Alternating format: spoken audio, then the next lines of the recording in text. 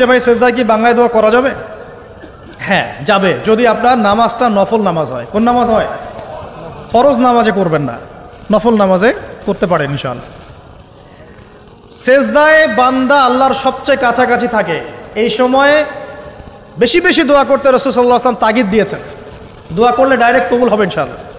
পিতা মাতার খেদমত করে দোয়া করেন, দোয়া কবুল হবে ইনশাআল্লাহ। এখন তো পিতা মাতার খেদমত মানুষ করতে চায় না। এটা সেই যুগ যে যুগে পিতামাতার সাথে দাস দাসীর মতো আচরণ করা হয়।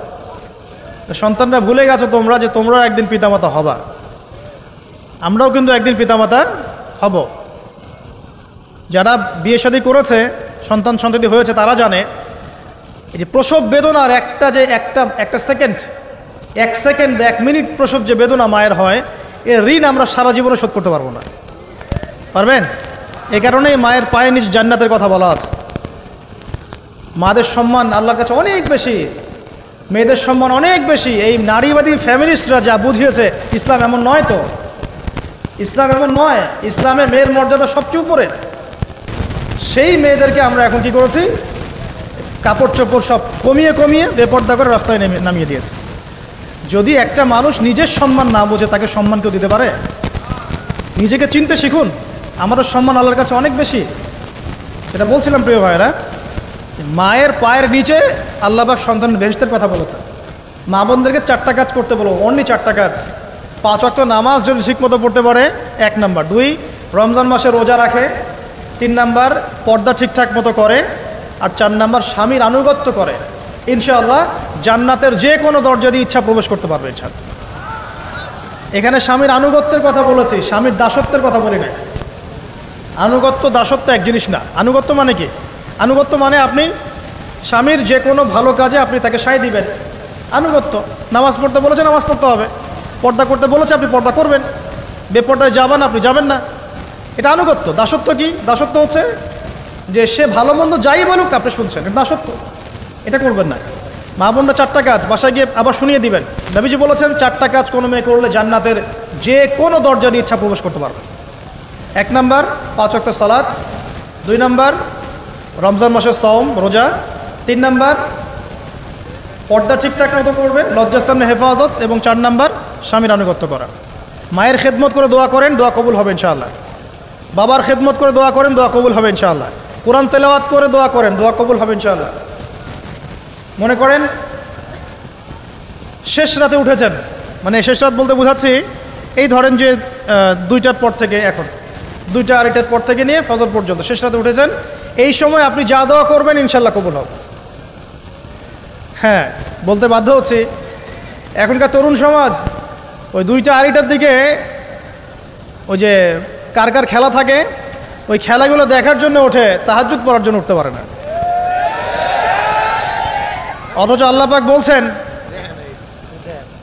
পাক বলছেন কি, যে শেষ রাতে আল্লাহ পাক প্রথম আসমানে নেমে আসেন এবং আহ্বান করেন, কে আছো আমার কাছে কিছু চাইবে আমি দিব, কে আছো আমার কাছে রিজিক চাইবে দিব, কে আছো আমাকে ডাকবে আমি তোমার ডাকে সাড়া দিব, কে আছো আমার কাছে ক্ষমা চাইবে আমি তোমাকে ক্ষমা করে দিই। প্রিয় যুবক ভাইরা, আল্লাহকে মূল্যায়ন করতে শিখুন। এই সময়গুলোতে দোয়া করলে ইনশাআল্লাহ তাআলা আপনার দোয়া কবুল হবে ইনশাআল্লাহ। সবচেয়ে ইম্পর্টেন্ট হচ্ছে একটা, যেটা আমরা প্রত্যেক দিন পড়ি, প্রায় 17 রাকাত নামাজ পড়ি আমরা, ফরজ নামাজ। শুধু ফরজ নামাজের কথাই বলছি। এখানে আপনি 34টা সেজদা করেন। 17 রাকাত ফরজ, 34টা সেজদা করেন। প্রত্যেক সেজদায় যদি একটা করে দোয়া করতে পারেন ইনশাআল্লাহ আল্লাহ আপনার দোয়া কবুল করবেন। দোয়া কবুল করার কিছু জায়গা বলে দিলাম, বেশি বেশি দোয়া করতে হবে। আমরা উম্মার অবস্থাগুলোকে বুঝতে শিখব। এখানে এই 3 ব্যক্তি, এটা বলে আমি শেষের দিকে যাচ্ছি, একটু ধৈর্য ধরেন। এই 3 ব্যক্তি পড়ে গেছে গুহার মধ্যে। আমি বলছিলাম জেনা ছেড়ে দিলে তোমার দোয়া আল্লাহ পাক ডাইরেক্ট কবুল করবে ইনশাআল্লাহ। কীভাবে? এই দলিল দিচ্ছিলাম যে তারা বলছে আমাদের তো কোনো, আমাদের নেক আমল যা আছে এটা দিয়ে দোয়া করতে হবে, কোনো অপশন তো নাই বের হওয়ার। একজন বলছে যে আল্লাহ, আমি আমার পিতা মাতার খেদমত করতাম, মাকে দুধ পান না করিয়ে কখনো দুধ পান করি নাই। আল্লাহ, এই কাজটা যদি তোমার কাছে ভালো লেগে থাকে আজকে আমাকে এই বিপদ থেকে উদ্ধার করো। এই দোয়া করার সাথে সাথেই এই গুহা থেকে পাথরটা একটু সরে গেল এভাবে। আর জড়বস্তু আল্লাহ পাকের হুকুম মানে, আল্লাহ পাকের হুকুম মানে না খালি 2টা শ্রেণীর মানুষ। এক হচ্ছে মানুষ, আর একটা জিন জাতি। এই পুরো প্রকৃতি আল্লাহ পাকের হুকুম মেনে চলে। আর জড়ো বলতে আসলে কিছু নাই, যদি আমি বোঝানোর জন্য জড়ো বলেছি, আল্লাহ পাকের হুকুমে সব কিছু জীবন্ত। এই যে মাটিতে আমরা বসে আছি না এখন, এই মাটি কিয়ামতের মাঠে সাক্ষী দিবে যে এখানে মাহফিল হয়েছিল। হ্যাঁ, ওইখানে বসে তুমি টিকটক করেছ, লেকচার শুনো নাই ভালো করে। একটা মাহফিলে যাচ্ছিলাম, দেখলাম যে এখন স্টেজে উঠি নাই, ওই সুযোগে দেখলাম যুব সমাজ রাস্তার পাশে দাঁড়িয়ে সিগারেট খাচ্ছে, ব্রেক নিচ্ছে আগে, চা সিগারেটের ব্রেক। হুজুর আসলে আলোচনা শুনবো। তো এখানে এসে যদি আমরা মানে কোরআন সুন্নাহর বাইরে কোনো কাজ করি, এই মাটি আবার সাক্ষী দিবে। এটা দলিল কোথায় আছে? সূরা জিলজাল পড়ে দেখবেন। সূরা জিলজালের মধ্যে দলিল আছে যে আল্লাহ পাকের হুকুমে এই জমিন কথা বলবে ইনশাআল্লাহ, আল্লাহ পাক হুকুম করলে। জি, তো একটু সরে গেল ওই পাথর, তারপরের ব্যক্তি দোয়া করছে, আল্লাহ আমার একজন কাজের লোক ছিল, সেই কাজের লোক কিছু টাকা পেত, টাকা না নিয়ে বেচারা চলে গেছে, আমি ওই টাকা দিয়ে কিছু পশু কিনেছি, এই পশুগুলো কিনে আমি পালন করেছি, অনেক দিন পর সেই ব্যক্তি এসেছে আমার টাকা দাও। তখন আমি বলেছিলাম যে এই যতগুলো পশু দেখছো সব তোমার। সেই লোক বলছে, আমার সাথে কি ঠাট্টা করছো? বলছে, না ঠাট্টা করছি না, তোমার টাকা দিয়ে আমি পশু কিনেছিলাম, এই প্রজনন হতে হতে হতে আজকে এতগুলো হয়েছে, সব তোমার, নিয়ে যাও। আল্লাহ কলিজা দেখেন, আসলে দান করার জন্য কলিজা লাগে, টাকা লাগে না। আল্লাহর পথে দান করার জন্যে কলিজা লাগে, টাকা লাগে না। আর কিছু মনে করবেন না, আমি বিভিন্ন মাহফিলে যাচ্ছি, একটা কমন দৃশ্য দেখি এই কালেকশনের। আমার জানা নাই যে এভাবে নাম লিখিয়ে কোনো কালেকশন নবীর যুগ থেকে হয়েছে, আমার জানা নেই। বরং কতটুক দিয়েছে এটা গোপন রাখলেই ভালো। কে দিয়েছে, কত দিয়েছে জানানোর কোনো দরকার নাই, দিয়েছে নিয়ে চলে আসবেন, শেষ। আমরা কাকে সন্তুষ্ট করার জন্য দেই? আল্লাহ জানলেই তো যথেষ্ট। কি দরকার জনগণ জানতেই হবে আমি 5,000 টাকা দিয়েছি? এতে আমার লাভটা কি? নেকি উল্টা আরো কমে গেল। উল্টা 7 শ্রেণীর মানুষ, একটা হাদিস আছে, 7 শ্রেণীর মানুষ কিয়ামতের মাঠে আরশের ছায়া পাবে। কিসের ছায়া পাবে? আরশের ছায়া, যে ছায়া ছাড়া কোনো ছায়া থাকবে না। ওর মধ্যে এক শ্রেণী হচ্ছে ওই ব্যক্তি যে এত গোপনে দান করে, তার বাম হাত জানে না ডান হাত কি দান করছে। এই ব্যক্তি আরশের ছায়া পাবে ইনশাআল্লাহ। তো দুনিয়া যদি উদ্দেশ্য থাকে, নাম প্রকাশ করা, জাহির করার উদ্দেশ্য থাকে, বা যদি এমন হয় যে এখানে লৌকিকতা উদ্দেশ্য থাকে, নেকি নষ্ট হয়ে যেতে পারে, সুযোগ আছে, চান্স আছে। তো এই ট্রেডিশনগুলো বন্ধ করলে মনে হয় ভালো হয়। এটা আমার পরামর্শ, বাকি এটা বিবেচনা আপনাদের। আর এই ব্যক্তি বলছে আমি এই সব কিছু দান করে দিয়েছি। দেখেন, দান করতে কি লাগে? কলিজা লাগে, টাকা লাগে না কিন্তু। আসলে দান করতে কলিজা লাগে। অনেক রিক্সাওয়ালাকে দেখেছে আমরা, 100 টাকা দান করে দিল, মসজিদের জন্য দান চাচ্ছে, 100 টাকা দান করে দিল। আর অনেক দেখবেন বিত্তশালী, ঢাকা শহরে যাচ্ছি বনানী গুলশান দিয়ে, দান করতে চাইলে 2 টাকা দিচ্ছে, 5 টাকা দিচ্ছে, এমন হয় না? দান করতে কলিজা লাগে। আর একটা কথা মনে রাখবেন, আপনি যত দান করবেন আল্লাহ আপনাকে তত বেশি দিবেন ইনশাআল্লাহ। ইনশাআল্লাহ আল্লাহ পাকের খাজানা যে এত প্রচুর, আপনি দান করলে কমে যাবে এই চিন্তাই করবেন না কখনো। তবে সবচেয়ে সেরা দান কোনটা জানেন? আপনার প্রয়োজন আছে এখন, এই প্রয়োজনের সময় দানটা হচ্ছে সেরা দান। এবং সবচেয়ে উত্তম খরচ কোনটা? সবচেয়ে উত্তম খরচ হচ্ছে আপনার পরিবারের পিছনে খরচ। আপনার পরিবারের পিছনে খরচটা আপনার সবচেয়ে শ্রেষ্ঠ খরচ। আর দান করে মধ্যম পন্থায়, এমন হবে না যে নিঃস্ব হয়ে গেলেন দান করে একদম, আবার এমন না যে কৃপণতা প্রদর্শন হচ্ছে, এমনও না। মধ্যম পন্থায় দান খয়রাত করবে ইনশাআল্লাহ। আর কিয়ামতের মাঠে মানুষ তার দানের ছায়ায় থাকবে ইনশাআল্লাহ। যে যত দান করবে ওই ছায়ার নিচে সে থাকবে। এই ব্যক্তি সব দান করে দিয়েছিল, যাও সব গরু ছাগল তোমার। তৃতীয় ব্যক্তি, পাথর সরে গেল একটু, তৃতীয় ব্যক্তি, যুবক তোমাকে বলছি ভাই, তৃতীয় ব্যক্তি আল্লাহর কাছে বলছে, আল্লাহ আমার একজন সুন্দরী চাচাতো বোন ছিল, আছে না তোমাদের কাজিন, এবং তাকে আমি খুব ভালোবাসতাম। ওই যে এখন বয়ফ্রেন্ড গার্লফ্রেন্ড ফ্রি মিক্সিং, যেটা খুব ভালোবাসতাম। তো তাকে আমি পেতে চাইতাম, তাই আমি তাকে অফার করি। সে বলে যে না, আমাকে 100 স্বর্ণ মুদ্রা না দিলে আমি রাজি না। 100 স্বর্ণ মুদ্রা। এই মেয়ের অবশ্য অনেক ডিমান্ড ছিল, তাহলে বোঝা গেল 100 স্বর্ণ মুদ্রা মানে অনেক। জানেন, এখন তো দেখা যায় 1500 টাকা 2000 টাকা দিয়ে মেয়ে তার ইজ্জত বিক্রি করে ফেলছে। 100 স্বর্ণ মুদ্রা, আর কাউকে কিছু দেওয়াই লাগে না, এমনি বিক্রি করে ফেলে।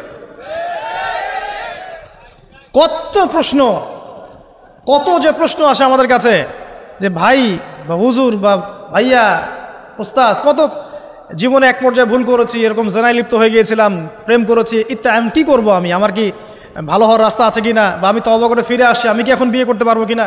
প্রশ্নের শেষ নাই। বেশিরভাগ প্রশ্ন এরকমই আসে এখন। আরেকটা বেশি বেশি প্রশ্ন আসে, ভাই ওস্তাজ হুজুর আমার স্বামী পরকীয়া আসক্ত, আমাকে দেখে না, এই হয় সে, এইগুলো প্রশ্ন বেশি। পারিবারিক জেনা কেন্দ্রিক যত প্রশ্ন আসে, অন্য কোনো কেন্দ্রিক প্রশ্ন এত আসা, মানে এই যুগটা কি হয়েছে, মানে মানুষকে জেনা উন্মুক্ত করে দিয়েছে একেবারে। একদম স্কুল লাইফ থেকে শুরু হবে বয়ফ্রেন্ড গার্লফ্রেন্ড ফ্রি মিক্সিং, এই বন্ধু পড়তে পড়তেই জেনা হয়ে যায়, কলেজ লাইফে গিয়ে আরও বড় জেনা, ইউনিভার্সিটিতে গেলে তো আর কোনো পাত্তাই নাই। ইউনিভার্সিটির খুব কম ছেলে পাবেন সিগারেট খায় না, এবং খুব কম ছেলে মেয়ে পাবেন যারা এই অবৈধ প্রেম করছে না, খুব কম। এটাকে আমরা প্রমোট করছি আবার। বিশ্বাস করেন শুধুমাত্র সরাসরি সেক্সুয়াল সম্পর্কটাই জেনা নয়, এই মিক্সিংটাও জেনা আল্লাহ পাক বলেছে। এবং এতে করে আমাদের যুব সমাজে অধঃপতনটা হয়েছে, এটা অন্য কোনোভাবে হয় নাই। কারণ সূরা আলে ইমরান পড়ে দেখবেন আল্লাহ পাক বলছেন যুয়িনা লিন-নাস হুব্বুশ শাহওয়াতি মিনান নিসা, মেয়েদের মধ্যে ছেলেদের জন্য সবচেয়ে বেশি শাহওয়াত আছে, শাহওয়াত খাহেসাত, এটা সবচেয়ে বেশি আকর্ষণ করে ছেলেদেরকে। সমাজের কাঠামো ভেঙে যাচ্ছে তো, সমাজের কাঠামো ভেঙে, আমরা তো বাইরে ভালো মানুষের লেবাস পরে আছি, দেখবেন বহু পরিবারে পরকীয়া চলছে, জানেন না, ভিতরে ভিতরে। আমরা তো লজ্জা এগুলো বলি না, চোখ লজ্জায় বলি না, চলছে এগুলো এখন কমন হয়ে গেছে। যে ফ্যাশন শোর নামে, বিউটি কন্টেস্টের নামে, এই সেই, মানে অশ্লীলতাকে প্রমোট করা হচ্ছে চতুর্দিক থেকে। রেপ ধর্ষণ দিন দিন বাড়ছে আর বাড়ছে, বাচ্চা কাচ্চা ছোট ছোট বাচ্চা মেয়ে পর্যন্ত রেহাই পাচ্ছে না। এই কয়দিন আগে একটা মেয়েকে কত পিস করে ভাসিয়ে দিয়েছে একেবারে, দেখেন নাই? কোথায় আছেন, সমাজটা কোথায় গেছে? আমরা ভালো মানুষের মুখোশ পরে বসে আছি, একটা মাহফিল করে কি সব হবে? কনস্ট্রাকটিভ কাজ করতে হবে। তারুণ্যের এই শক্তিটাকে আল্লাহর জমিনে দিনের প্রচার প্রসার প্রতিষ্ঠার কাজে ব্যয় করতে হবে। যতক্ষণ পর্যন্ত আমরা এরকম ভালো মানুষের লেবাস সাজে বসে থাকবো না, আমার ঘরেও ফেতনা ঢুকে আসবে, টের পাবেন না। যখন ফেতনা ছড়িয়ে পড়ে ওটাকে দমন করতে হয়, দমন না করলে ওইটা আমার ঘরেও ঢুকবে তো এক সময়, আমি একা ভালো থাকতে পারবো না তো। আরে দমন করার ক্ষমতা আল্লাহ পাক যাদেরকে দিয়েছেন তাদের উপর অবশ্য ওয়াজিব হয়ে গেছে এগুলো দমন করা, এখন তাদের উপর একটা ফরজ ওয়াজিব হয়ে গেছে দমন করা এগুলা, নাহলে আল্লাহ পাক কঠিন শাস্তির সম্মুখীন করবেন। একটা হাদিস বলে সামনে যাই, শেষ করে গুটিয়ে নিচ্ছি। নবীজি বলছেন একদিন ঘুম থেকে উঠে চোখ ঘষতে করছে লা ইলাহা ইল্লাল্লাহ, আল্লাহ লা ইলাহা ইল্লাল্লাহ। তার স্ত্রী সামনে যায়নাব বিনতে জাহাশ রাদিয়াল্লাহু আনহা, তিনি বলছেন ইয়া রাসূলুল্লাহ কি হয়েছে, সমস্যা কি? নবীজি বলছেন ওয়াইলুল লিল আরব, আরবদের জন্য ধ্বংস, মিন শাররি কাদ ইখতারাব, কি ভয়ঙ্কর ফিতনা ধেয়ে আসছে। তখন তার স্ত্রী বলছেন ইয়া রাসূলুল্লাহ আনুহলিকু ওয়া ফিনা সালিহুন, আমাদের মধ্যে সৎ মানুষ ভালো মানুষ থাকা অবস্থাতেও কি আমরা ধ্বংস হয়ে যাব? নবীজি বলছেন বালা, অবশ্যই, নাম, হ্যাঁ অবশ্যই ধ্বংস হবে। ইযা কাসরাতুল খাবাস, যখন সমাজের মধ্যে অশ্লীলতাকে ছড়িয়ে পড়া হবে, যখন সমাজের মধ্যে অশ্লীলতা বেহায়াপনা ছড়িয়ে পড়বে, আলেম জালেম সব ধ্বংস হয়ে যাবে। এই সময় এখন আসে নাই? হারাম, সামান্য একটা হারাম ঠুনকো একটা খেলাকে নিয়ে সারা বিশ্ব কি করতেছে দেখেন নাই? কি পাগল হয়ে গেছে একেবারে, কি অবস্থা মানুষের মধ্যে। কে খেলে তারও ঠিক নাই, ওই দেশের লোক আমাকে চিনে কিনা তারও ঠিক নাই, নিজের কোনো ব্যক্তিত্ব গায়রত কিছুই নাই। আশ্চর্য একটা জাতি আমরা। কে খেলছে? ভাবখানা এমন যে আমরা মনে হয় যুদ্ধ করে কাফেরদের সাথে দ্বীন ইসলাম কায়েম করে ফেলছে, একদম ভাবখানা। অথচ এগুলো তৈরি করা হয় কি জন্য? যাতে মুসলিম জাতি একদিকে ফোকাস করে থাকে, অন্যদিকে ওরা তাদের উদ্দেশ্য সাধন করবে। এখন সারা ওয়ার্ল্ডের চেহারা একদিকে ফিরাইছে, এদিকে দেখো, এই যে খেলা দেখো, আর বাকি পিছনে যে কাজগুলা ঠিকই করছে ওরা। দেখবে কি কাজ করছে কয়দিন পরে দেখতে পারবে। পাবলিকলি আমি বললাম না, কারণ বললে সব বুঝবেন না আপনারা, আর সব জায়গায় সব কিছু বলতে নাই। ওদের উদ্দেশ্য ওরা কখনো ভুলে যায় নাই, ওরা চাচ্ছে সারা বিশ্বটাকে শাসন করতে এবং মুসলিমদেরকে দমন করতে, এবং আপনাকে খেলতামাশায় ব্যস্ত রেখেছে। লাচো এখন যুবকদের কোনো হিতাহিত জ্ঞান পর্যন্ত চলে গেছে। এখন হিতাহিত জ্ঞান, তোমাকে এইভাবে চুল কাটতে কে বলছে? এদিকে একদম ছিলে রেখে দিছো, এখানে মাঝখানে উঁচা একটা ময়ূরের মতো রেখে দিছো, মানে এভাবে চুল কাটতে তোমাকে কে বলছে? কে তোমাকে মেসির ফলো করতে বলছে? তোমার জন্য রাসূল সাল্লাল্লাহু আলাইহি ওয়াসাল্লামের বাবরি চুলের সুন্নত নাই? আজীব একটা ব্যাপার। দাড়ি রাখছো, বিরাট কোহলির মতো দাড়ি রাখছো, কেন? রাসূল সাল্লাল্লাহু আলাইহি ওয়াসাল্লামের মতো ছাড়া দাড়ি রাখতে পারো না? আশ্চর্য। আমাদের আদর্শ চিনতে হবে না? নবী সাল্লাল্লাহু আলাইহি ওয়াসাল্লামের মধ্যে এত সুদর্শন হ্যান্ডসাম মানুষ থাকতে আমি কাকে ফলো করব? যুবকদের পুরো মাথাটাকে ব্রেইন ওয়াশ করে ফেলা হয়েছে। কারণ ওরা জানে খুব ভালো করেই যুবকরা যদি আল্লাহর পথে ফিরে আসে ওদের সমস্যা আছে, সমস্যা। এই কারণে তোমাদেরকে ভুলিয়ে রাখা হচ্ছে নিজের জীবনের মূল্য দিতে শেখে। আল্লাহ রাব্বুল আলামিন তোমাকে আমাকে সৃষ্টি করেছেন, আল্লাহ পাক আমাদের হাতে এই দিনের বিজয় দেখতে চান।